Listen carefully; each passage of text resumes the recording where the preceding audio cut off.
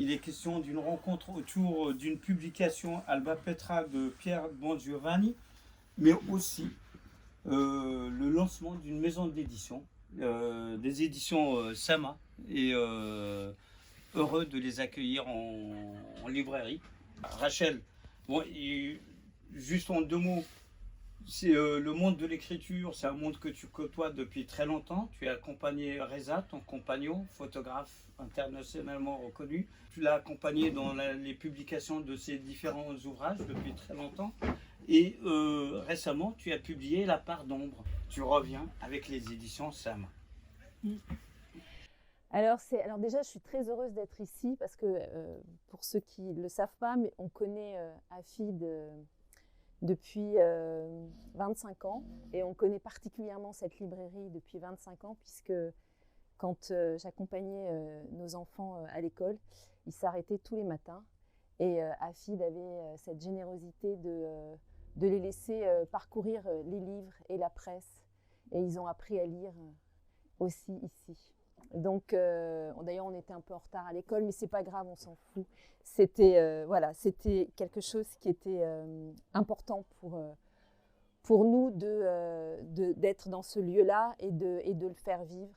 Et on a organisé beaucoup de signatures de Reza ici. Alors, pour tenter de répondre à ta question, avec Reza, on a travaillé ensemble sur 33 livres en 34 ans, avec différentes maisons d'édition sur différents sujets, avec différents auteurs. Parfois, j'ai été autrice d'un certain nombre d'ouvrages de photographie et j'ai été les mots des photos ou les mots de Reza. Et puis, pour d'autres ouvrages, j'estimais ou les éditions estimaient que d'autres auteurs avaient plus de légitimité que moi, selon le sujet. Et donc, le monde de l'édition, je le connais bien. En 2016, comme tu l'as dit, je suis retournée en fiction et j'ai commencé ma trilogie avec le premier tome qui s'appelle Une part d'ombre.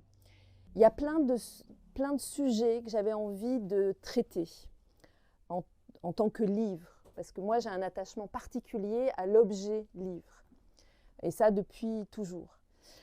Mais je crois qu'à l'heure actuelle, pour 1001 raisons, en tout cas les maisons d'édition, je ne parle pas des petites maisons d'édition, parce qu'il y a toujours des maisons d'édition indépendantes qui, certaines font un travail absolument remarquable.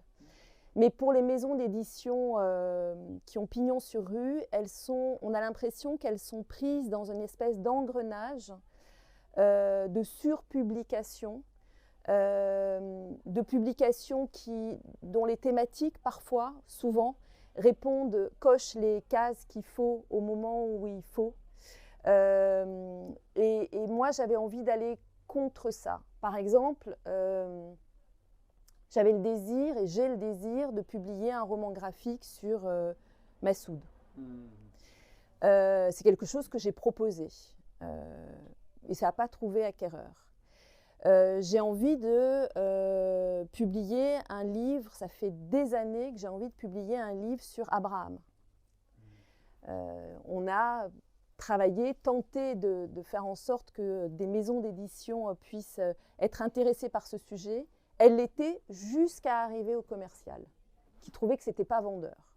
Et puis moi, je pense que le livre, ce n'est pas forcément une histoire d'être vendeur ou pas. Tu dois le faire un livre, c'est un engagement. Et donc, à un moment donné, indépendamment des livres photos que j'avais envie de faire, j'ai eu le désir de publier des livres écrits de littérature, mais des essais aussi. D'ailleurs, je commence à recevoir un certain nombre de manuscrits très différents, et j'avais envie d'avoir cette liberté. Donc je me suis dit, ok, je vais devenir éditrice pour pouvoir aller jusqu'au bout de mes rêves, avec engagement, et donc de pouvoir publier librement ce que j'avais envie de publier, parce que j'estime que certains livres doivent s'inscrire dans l'histoire, pour le présent, mais aussi pour l'avenir. Par ailleurs, c'est vrai qu'on est dans un monde qui est un peu belliqueux. Voilà, c'est un euphémisme que de le dire. C'est un monde qui détruit des ponts entre les communautés, entre les êtres. Et j'avais envie que par l'édition, par le fait de publier et d'accompagner des auteurs ou des projets éditoriaux, ça permette de tisser des liens. Alors, pas uniquement en publiant, parce que être éditrice, ça ne veut rien dire si tu es tout seul. Tu publies parce qu'il y a un auteur ou une autrice. Tu publies parce que tu as une équipe autour de toi, comme Dell ou comme Marie-Astrid, et d'autres aussi. Tu publies aussi parce qu'il y a des lecteurs et des lectrices. Alors, Odile, que je connais depuis qu'on était en Hippocagne, donc ça fait un bout de temps, quand je lui ai dit, mais au fait, tu as envie de faire quoi dans cette maison d'édition? T'as envie d'être... Et elle me dit, moi j'ai envie de lire à haute voix. C'est une grande, grande lectrice. Et puis, voilà, donc un livre existe parce qu'il y a un auteur ou une autrice qui l'enfante, et puis il y a une éditrice ou un éditeur qui le publie, et puis il y a des lecteurs, et puis il y a une équipe autour, et puis il y a des libraires. Donc, il y a toute une chaîne. En fait, c'est un peu, on dit souvent qu'un enfant est élevé par un village. Un livre, c'est comme un enfant. Il est élevé par plein de gens. Ce n'est pas juste moi qui décide que je vais publier tel ou tel ouvrage. Et au demeurant, on a constitué un comité de lecture de gens bénévoles qui lisent les manuscrits qu'on reçoit et qui ont donc une vision extrêmement désintéressée, hors d'une exigence économique. Mais en gros, est-ce que ça leur parle ou pas au présent? Et qu'est-ce que ça signifie? Est-ce que cette publication de tel ou tel ouvrage répond à la notion de résistance?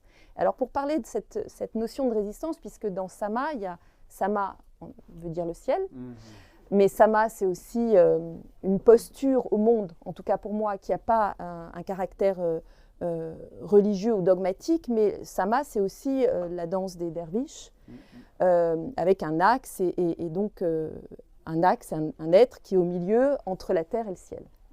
Mais Sama veut dire le ciel aussi.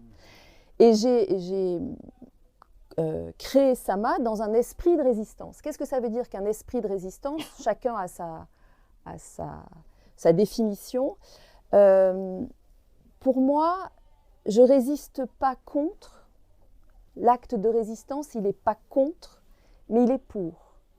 Il est poser des pierres pour bâtir des ponts, poser des pierres pour faire communauté. Voilà, et le livre est ce vecteur qui permet, cet outil qui permet de créer une communauté autour de lui. C'est un peu comme un cercle, et un cercle qu'on ouvre. Voilà, je crois qu'on revient à Sama. On revient à Sama. Bah oui. Et en fait, oui, c'est plus, un peu ce dont tu parlais, c'est une maison d'édition mue plus par l'intérêt que le livre publié peut apporter à tous, plutôt que les sous qu'il apportera. Bien sûr. Voilà. Bien sûr. Évidemment, alors, si on parle d'un point de vue économique, évidemment, toute structure doit trouver au moins un équilibre. En tout cas, voilà, pas être à perte. Mais en dehors de ça, l'objectif est de faire, de mettre le livre au cœur du processus de lien. C'est plutôt ça, cette idée. L'idée, elle est là. Et c'est un peu, on en parlait avec Daniel et Marina, c'est plus un projet de vie qu'une entreprise qui doit... Bien sûr. Enfin, avec Reza, c'est beaucoup de projets de vie et peu de projets d'entreprise. Mais là, en l'occurrence, même Sama est un projet de vie. Oui, ça fait partie. C'est quelque chose qui est logique dans mon parcours personnel et dans l'expérience que j'ai acquise depuis 30 et quelques années. Disons que Sama a une vision éditoriale, j'ai une vision éditoriale qui n'est peut-être pas forcément la même que celle que j'avais ou que j'ai eue avec d'autres éditeurs pendant une trentaine d'années. Être éditrice, c'est être en autonomie. Donc, je revendique cette autonomie de choix de publication. Je revendique aussi le fait que je ne vais pas m'obliger à publier un nombre particulier ou important d'ouvrages. Il n'y a pas de consommation, on n'est pas au champ en fait. Si on publie un livre par an, c'est très bien.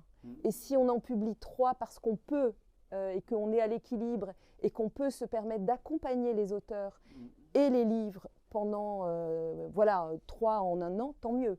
Mais si on n'en publie qu'un, tout ira bien. Et l'idée aussi, c'est que j'ai envie de lutter contre... Souvent, on est dans une société où il y a une espèce d'obsolescence des livres. À un moment donné, ils passent de mode. Ça y est, au bout d'un an, on passe à autre chose. Mais en fait, non. Un livre, c'est une pensée. C'est souvent des années pour un auteur ou une autrice. C'est toute une créativité, c'est toute une équipe qui est autour.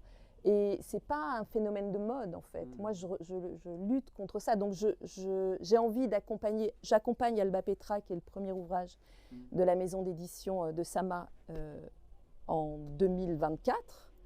Mais j'espère l'accompagner en 2028 ou 2030. L'idée, c'est qu'il n'y a pas d'obsolescence de la pensée ou de la création. Enfin, voilà, ça, j'ai envie de lutter contre ça aussi. C'est en fait le mode de résistance dont tu parlais à l'instant. Ouais. Puis il y a aussi, quand je parle de résistance